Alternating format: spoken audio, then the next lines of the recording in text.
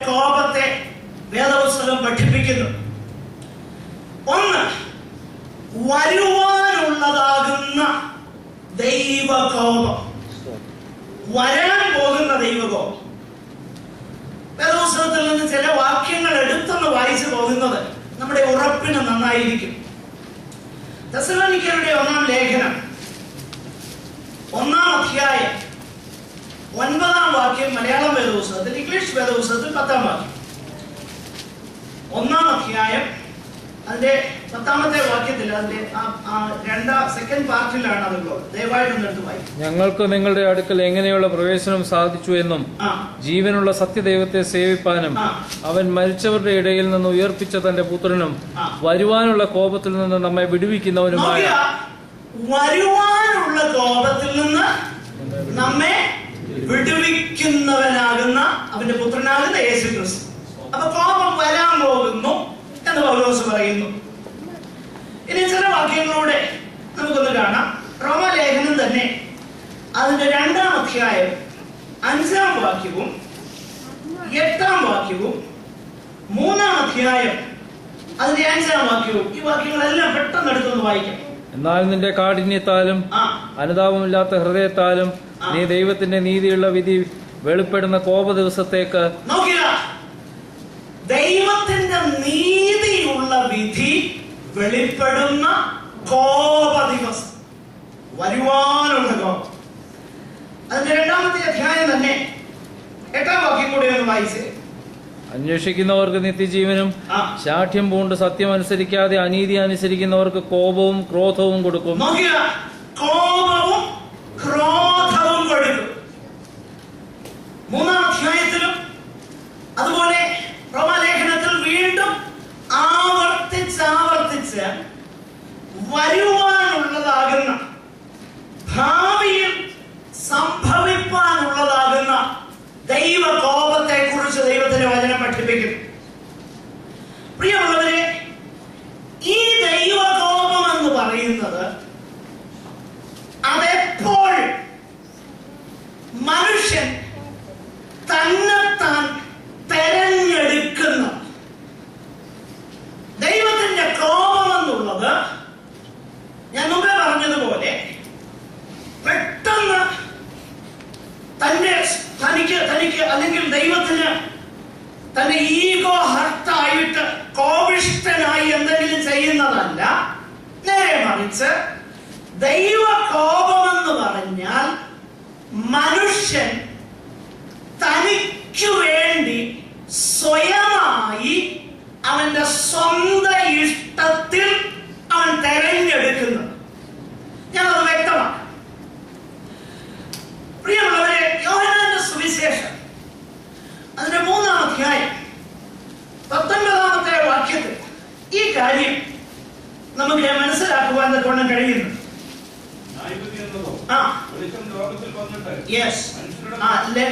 ന്യായവിധി എന്നതോ ഒന്നുകൂടെ വായിച്ചു. വന്നിട്ടും അത് വലിയ വ്യത്യാസമുണ്ട്.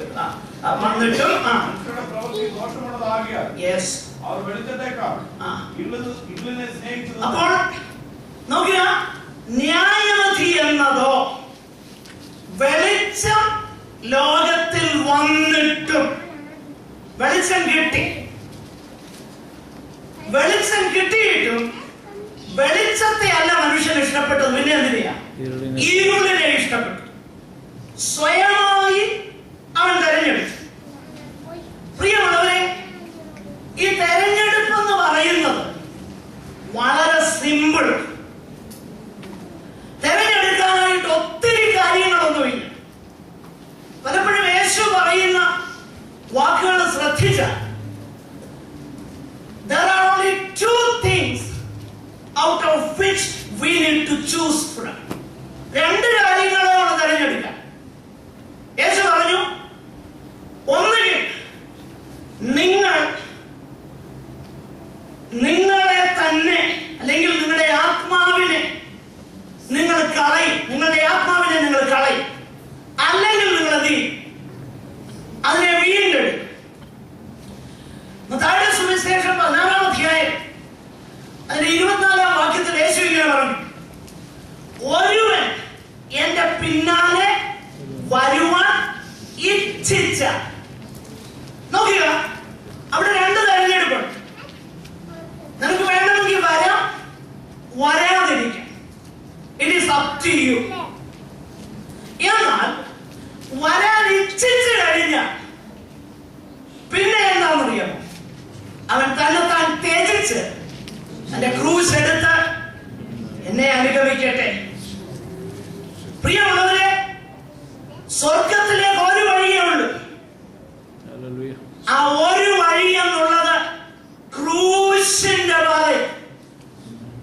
യേശു പറഞ്ഞു, മത്തായിയുടെ സുവിശേഷം 11-ാം അധ്യായം അതിന്റെ അവസാന ഭാഗങ്ങളിൽ 28 മുതലുള്ളതായിരുന്ന ഭാഗങ്ങളിൽ, അധ്വാനിക്കുന്നവരും ഭാരം ചുമക്കുന്നവരുമായുള്ളവരെ എല്ലാവരും എന്റെ അടുക്കൽ വരുവീൻ, ഞാൻ നിങ്ങളെ ആശ്വസിപ്പിക്കും. പിന്നെ എന്റെ നുകം എടുത്ത് എന്നോട് പഠിപ്പിക്കും. എന്റെ നുകം എന്താണ്? ലഘുവാണ്.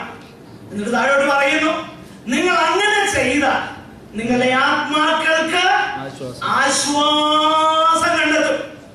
ഒരു കാര്യം വളരെ വ്യക്തതയോടെ ഞാൻ പറയട്ടെ, യേശു പ്രോമിസ് ചെയ്യുന്ന വ്യക്തതയോടെ ഉറപ്പോടെ പ്രോമിസ് ചെയ്യുന്ന ഒരു കാര്യമേ ഉള്ളൂ.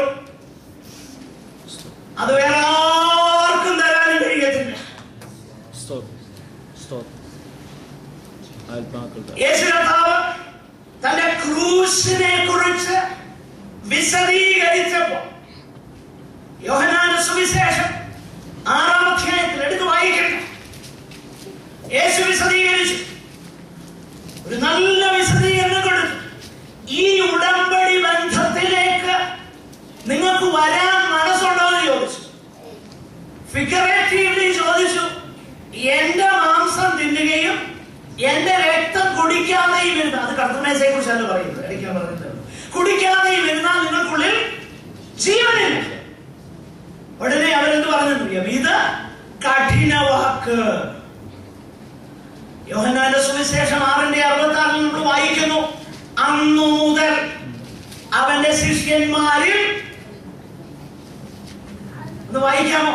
അന്നു മുതൽ അവന്റെ ശിഷ്യന്മാരിൽ പലരും പിൻവാങ്ങിപ്പോയി, അവനോടുകൂടെ സഞ്ചരിച്ചതുമില്ല.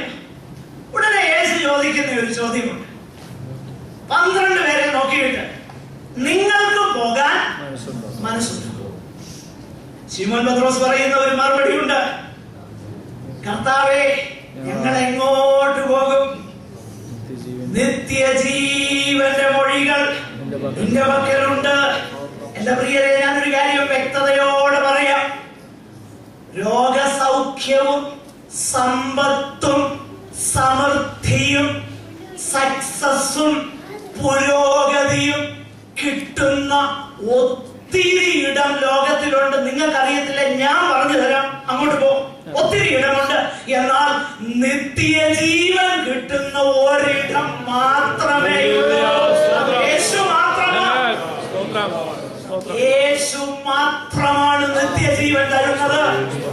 യേശു അത് മാത്രമേ വാഗ്ദാനം ചെയ്തു. Mind you, let me make it so categorical. യേശു അത് മാത്രമേ വാഗ്ദാനം ചെയ്തുള്ളൂ. ഏറ്റെടുക്കാൻ ഇച്ചിരി പ്രയാസം തോന്നുന്നുണ്ടല്ലേ? യേശു അതേ വാഗ്ദാനം ചെയ്തുള്ളൂ. നിങ്ങൾ ഈ നുകം ഏറ്റെടുക്ക എന്ന ഒരു കാര്യം ഉറപ്പായിട്ട് ഞാൻ പറയാം, നിങ്ങളുടെ ആത്മാക്കൾക്ക് ആശ്വാസം കണ്ടെത്തുക. ബാക്കി എന്തൊക്കെ കിട്ടിയാലും അത് ഇതിന്റെ കൂടുള്ളതല്ല, അത് ബോണസ് പാക്കേജാ. ബോണസ് കിട്ടുമ്പോ സന്തോഷിച്ചോ, സ്തോത്രം ചെയ്തോ, ബാക്കിയെല്ലാം ബോണസാ. നല്ല ആരോഗ്യമുണ്ടോ, അത് ബോണസാ. നല്ല ജോലിയുണ്ടോ, അത് ബോണസാ. നല്ല കുഞ്ഞുങ്ങളുണ്ടോ, അത് ബോണസാ. എന്ന് വെച്ചാൽ ഹല്ലേലൂയ, ഏറ്റവും പ്രാധാന്യതയോടെ കർത്താവ് വാഗ്ദാനം ചെയ്യുന്നത് നിത്യജീവനാണ്. നിത്യജീവനു വേണ്ടി യേശുവിന്റെ അടുക്കൽ